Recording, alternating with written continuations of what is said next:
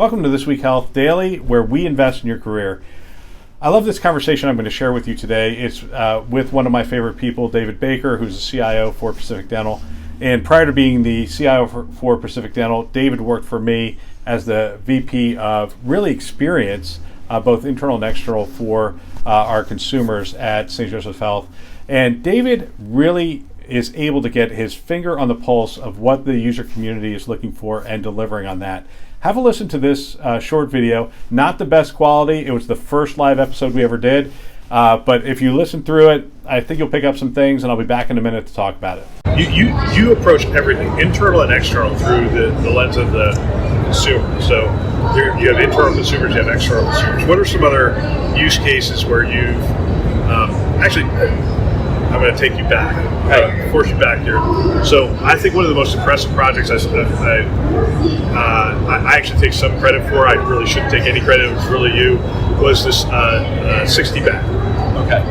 You remember 60 back? I remember it well. So talk about 60 back, because I think every healthcare CIO should initiate a 60 back project tomorrow. So talk a little bit. So it started really back in the day when we were, how many minutes can we get clinicians back, right, on their day? Because they were like manually logging on. Sucky experience. So number one, go and spend time out of the ivory tower and make sure you're in there on the shop floor with the customer.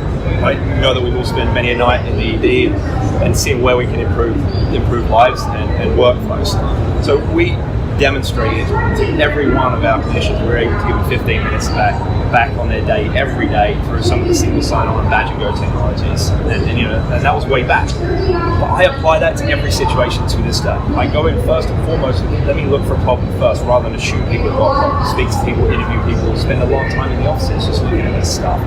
And that was to say, I think this one, the difference was while we were looking for problems still out in the hospital floor, you set the challenge of, if you did 15, you should be able to double that. And I'm like, maybe. And you're like, why don't we start with 60 back? And then 60 back was full. So the challenge was, how do we get 60 minutes back a day, every day, to the caregivers? And so it spawned from there. So I don't know if you picked up on this, but 60 back was the project, and it was the project of giving 60 minutes back to the physicians. It's a result of David's rounding at a specific hospital, and they said, look, you guys in IT have taken so much of our time. We want some of that time back. And David said, okay, that's the problem I need to solve.